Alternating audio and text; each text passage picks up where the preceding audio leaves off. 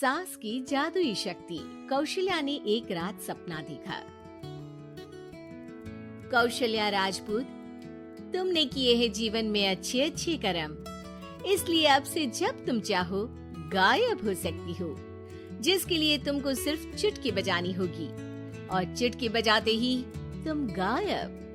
बस एक बात का ध्यान रखना, जहाँ तुमने कोई गलत काम किया तुमसे ये शक्ति वापस ले ली जाएगी। कौशल्या की नींद टूट जाती है। ये कैसा सपना था, गायब हो जाऊंगी मतलब? हे भगवान, कंबल ओढ़ के सो जाती हूँ, सपना कंबल के अंदर नहीं घुस पाएगा। कौशल्या डर के मारे कंबल ओढ़ के सो जाती है। सुबह कौशल्या मंदिर जाने लगती है। अरे बहू, जल्दी चल, भिखारियों को खाना भी तो खिलाना है। हाँ माँ जी, अभी आई। आज तो खीर और पूरी बने हैं, सब खुश हो जाएंगे।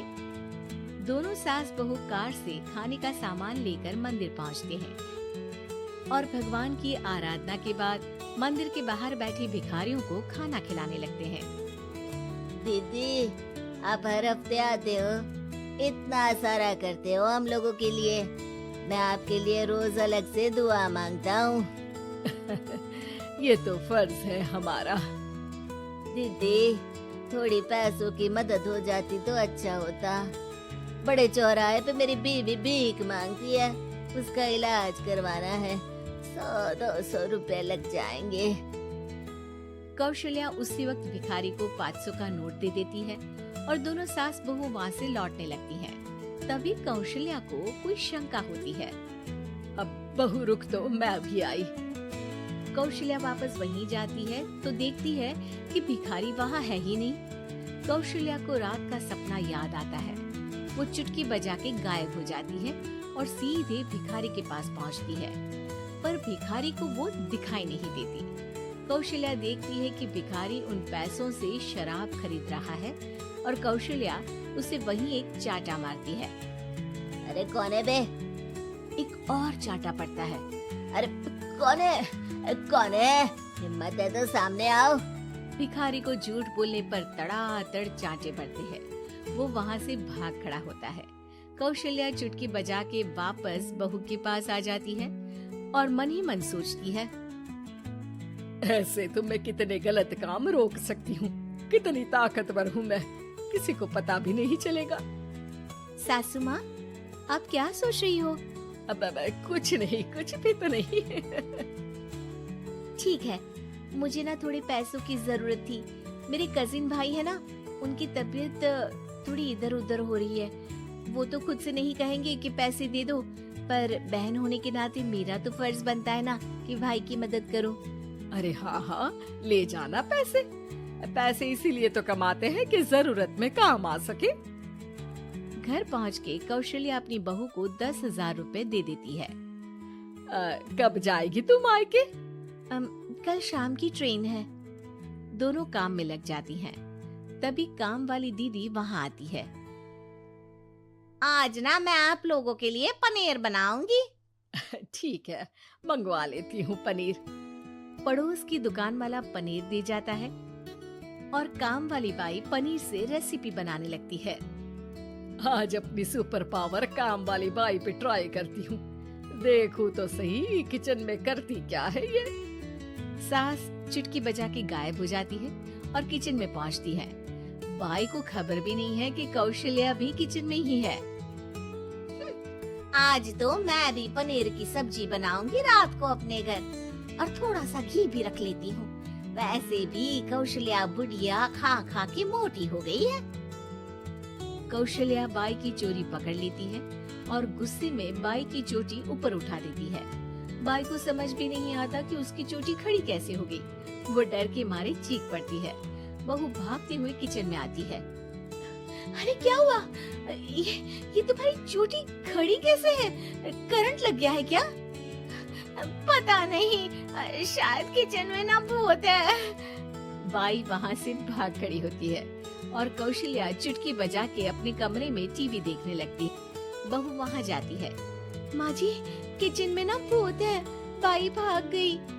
अरे भागने देना, भूत का तो पता नहीं, किचन में चोर जरूर था और वो थी अपनी काम वाली। अच्छा हुआ चली गई। बहू को कुछ समझ नहीं आया। उसने किचन में जो देखा उसके सदमे में जो थी वो अभी तक। अगले दिन बहू अपने मायके के लिए निकल जाती है। कहीं भिखारी और काम वाली की तरह बहू भी तो मुझे धोखा नहीं दे रही। अरे कहीं वो पैसे ले जाके शॉपिंग तो नहीं करने वाली ना। अभी पता लगाती हूँ मुझसे कुछ छिपा है भला। जैसे भगवान सब देख रहा है वैसे ही मैं भी सब देख रही हूँ। सास को अपनी शक्ति पर घमंड आ गया था। वो अब अच्छे काम करने की जगह अपनी शक्ति का इस्तेमाल खुद का शक मिटाने के लिए कर रही थी। वो चुटकी बजाती ही बहू के मायके चली जाती है। भैया, आपने बताया क्यों नहीं कि इतनी तबीयत खराब है? अरे तेरी सास बूढ़ी हो गई है, इतना भला काम करती है, उनकी मदद कौन करता है? यहाँ तो और भी लोग हैं ना। भैया मेरे पास कुछ पैसे हैं, आप दूसरे डॉक्टर को दिखा दीजिए ना। अरे मुझे लगता है कि मेरा टाइम आ गया है, मुझे जाना होगा। कमरे में भाई की आत्मा को लेने यमदूत आ चुके थे। कौशल्या भले ही किसी को नहीं दिख रही थी, पर यमदूत ने उसे देख लिया। यही आत्मा है शायद, परछाई दिख रही है, पहले ही तैयार खड़ी है।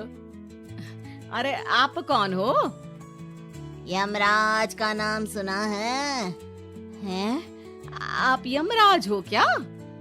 नहीं, हम उनके यहाँ जॉब करते हैं, आत्मा उठा के ले जाते हैं डिलीवरी वाले।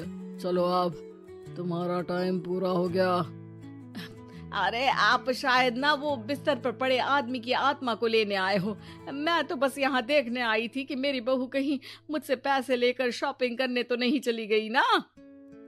मतलब तुम्हारे पास शक्ति है गायब होने वाली? हाँ, तुम ऐसे तुच्छ काम में उपयोग कर रही हो ऐसी दिव्य शक्ति का। अब तो तुमको ही लेके जाऊंगा। अरे नहीं नहीं, कल मुझे किटी पार्टी में भी तो जाना है। अब नरक में ही करना किटी पार्टी। नहीं नहीं नहीं। 3 बार नहीं क्यों बोल रही हो? टीवी सीरियल चल रहा है क्या एकता कपूर का? अरे प्लीज मुझे जाने दो। आप तो उस बीमार आदमी की आत्मा को लेने आए थे ना। गलत डिलीवरी करोगे तो यमराज डांटेगा ना। बात तो सही कर रही हो, पर हमको उस पे दया आ गई। अभी उसकी उम्र ही क्या है, पर कुछ तो लेके जाना पड़ेगा ना। एक काम करो, अपनी शक्ति दे दो, गायब होने वाली है। अरे क्यों?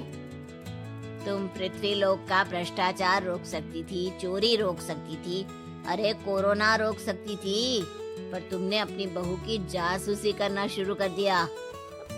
अरे लेकिन किंतु परंतु।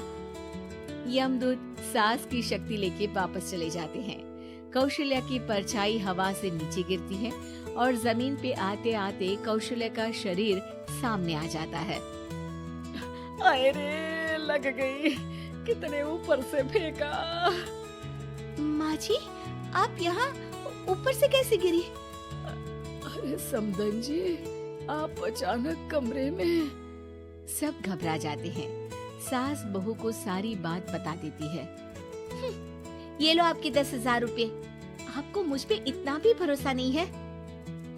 अरे बहन, मुझे दर्द नहीं हो रहा है अब, अचानक से सब अच्छा होने लगा है। अरे तो फिर बिस्तर से उठ जाओ और मुझे लेटने दो। गिरी हूँ ऊपर से तो पूरा बदन दुख रहा है।